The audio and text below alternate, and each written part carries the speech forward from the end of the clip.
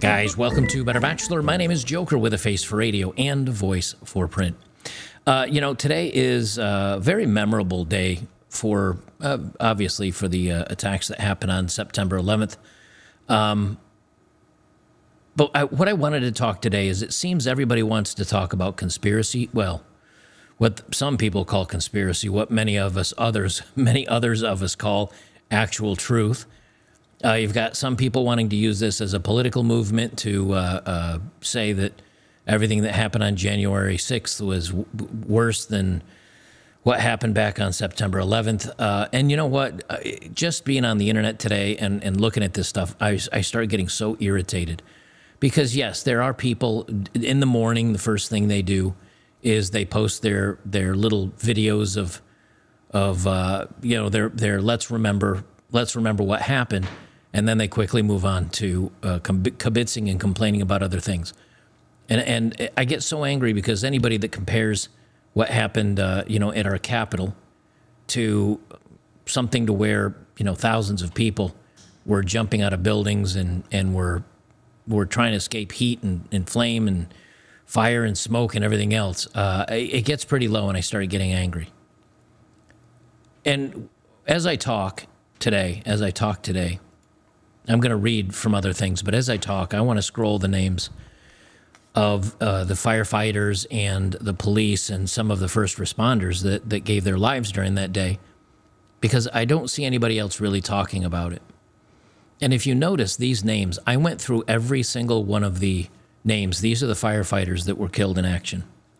And you know what I don't see on this list anywhere, unless I may have missed it, but I didn't see one woman's name on this list, not one woman.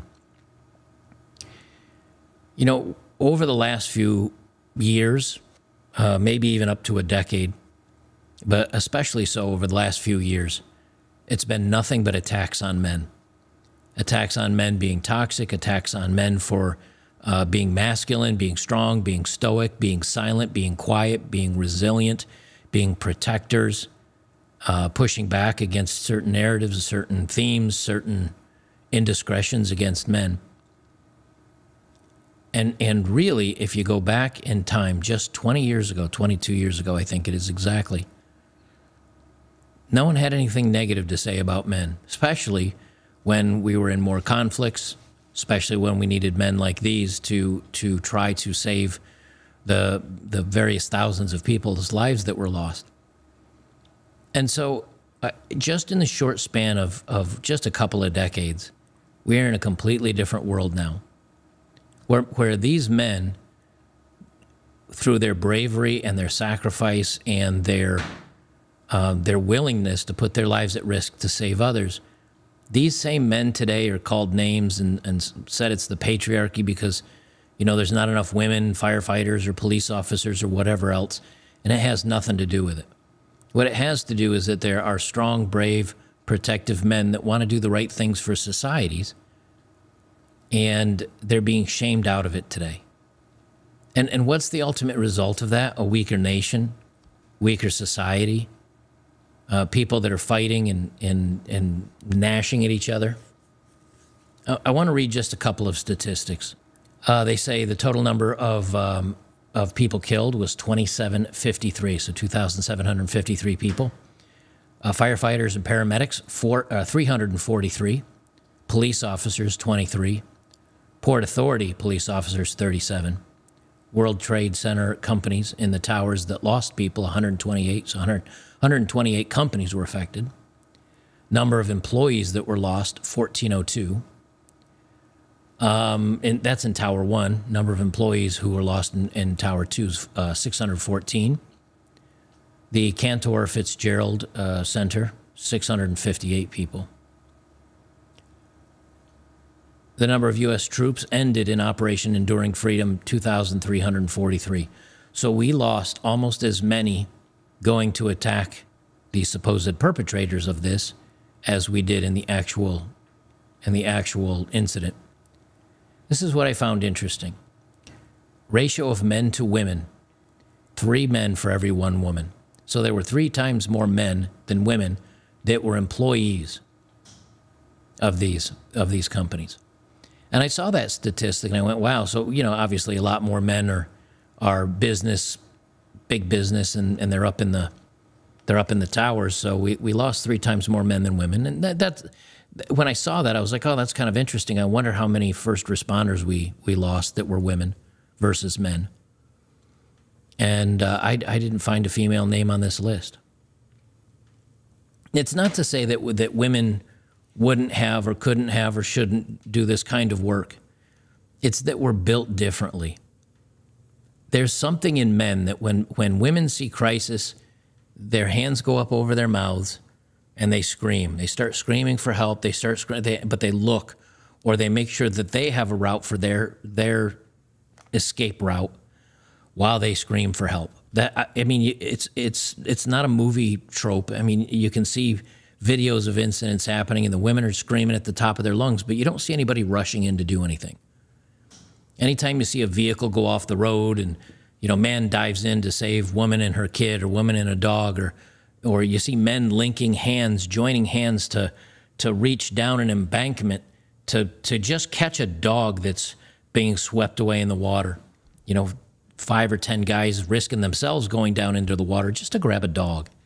That's not to say a dog's not worth it, but a dog versus 10 men's lives. Why would men do something, quote unquote, stupid like that? Because it's in our DNA, it's in our genes, it's in our blood to protect people and society, to maintain order, to have order of law and rule, and not base everything off emotion, but base everything off of logic and rules and laws. And I remember when I think back about my life and society and everything that was going on back then in 2001, I remember that's how society was. That's how our lives were. And when this incident happened, there were strangers, there were people that were hugging and talking, and there was some sense of camaraderie and a bring us together moment that, hey, we're going to be okay. We have our differences, but when bad things like this happen, we'll stick together. I thought the same thing would happen when the bug came around. I figured, what, here's a moment we can all rally behind a cause.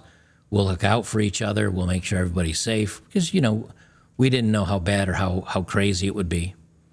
And instead, everybody started attacking everybody else, about finding excuses and reasons to use things against each other. And now I read a report that came out an hour ago. First responders that are passing away after 9/11 equals the number of firefighters that went down that day, which I said, what did I say? The numbers was, 373 or something like that. Let me look this up again. 343 firefighters and paramedics.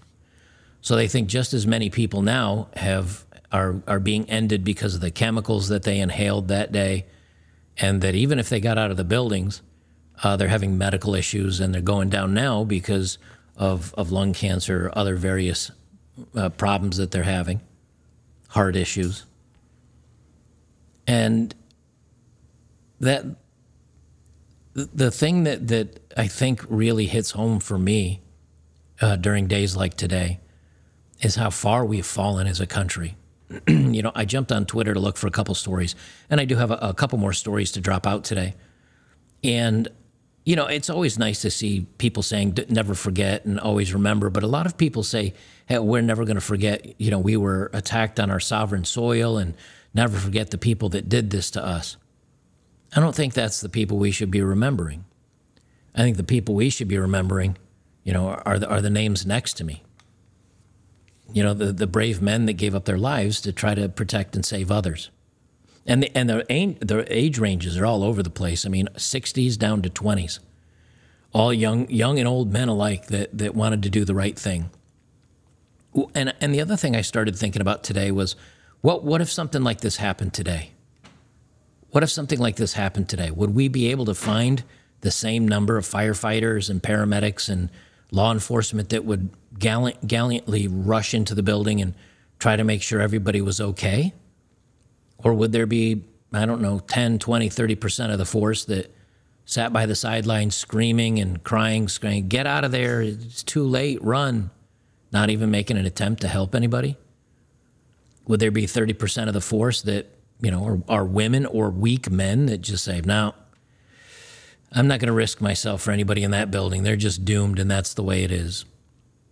And when I think about what would the answer to that question be, I don't know what it is, but I don't have a lot of confidence in it. I don't think it would be very good. And that makes me sad.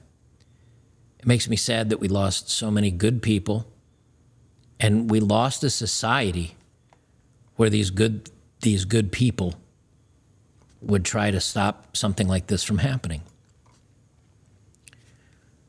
I don't know where we go for our future, but I can tell you one thing. Maybe the days of having a society or a nation that all have each other's backs, that will look out for each other, that will not make everything political and not try to fight and argue over things, but we can have some commonality. Maybe that country is gone. But I can tell you those men aren't gone. Those people aren't gone. The people that want to be in that type of society aren't gone. I think most of you guys are like that. Even if you maybe be a little bit bitter or a little twisted on things like we all are, I think most men would say, hey, yeah, if something happened to one of my neighbors, or, if there was some weirdo creeping around my neighborhood, yeah, I'd confront them, or I'd try to make sure at least my local neighborhood or my friends and my family and the people that live around me, and maybe the small businesses or whatever in my local area, I'd make sure they were okay. I don't think I'd worry so much about what happens to people in California, but I'd make sure the people that lived around me are okay. And maybe that's all we need. Maybe that's all we need to have a good society and a good life, is to let everything crumble down around you, and maybe at a national level or a state level. Maybe everything does go to hell. But if you can say, you know what, my community is good, and we watch out for each other, and we're safe, and we still have strong, protective men, and we still have, feminine, nurturing women, and maybe we'll be okay after all. Maybe to find the silver lining in the gray clouds is to, instead of being on a macro level, look at a micro level. What can I do to make my neighborhood good, and my neighbors and my life and the people that are around me? And that obviously means probably not living in New York City or Los Angeles or Portland, the other story I'm going to do today. Maybe it means it's time to go out to a rural area where you can have more in common with other people. I still think you'll find good people there. But I can tell you it's getting fewer and farther in between for people that want to do the right thing and look out for each other. It still exists. It's one of the reasons why I moved out here. I know 2 or 3 of my neighbors' names already, and one of the guys has a dog. It's shy, and it's huge. I don't know what the breed is, but it's probably a 300-pound dog. And I was over at my house the other day, and I was getting ready to record a video on my phone, as a matter of fact, before my soundboard came in. And I happened to hold my phone up, and behind me, I could see the dog sitting there in my yard, just staring up at me. And the neighbors, he's, a couple hundred yards away through the woods. And that dog just sat there staring at me. And the neighbors come up a couple times, and he calls for his dog, and then he wanders up. He says, oh, I'm real sorry for being on your property. He said, the dog keeps getting away from me. I said, I'll let him run around. I got 25 acres of land. I'm not using it. I said, just got to check him for ticks and fleas and stuff. But I said, he's not bothering me any. And he's nice enough. He doesn't bother my dogs or anything like that. And the neighbor and I had a good chat.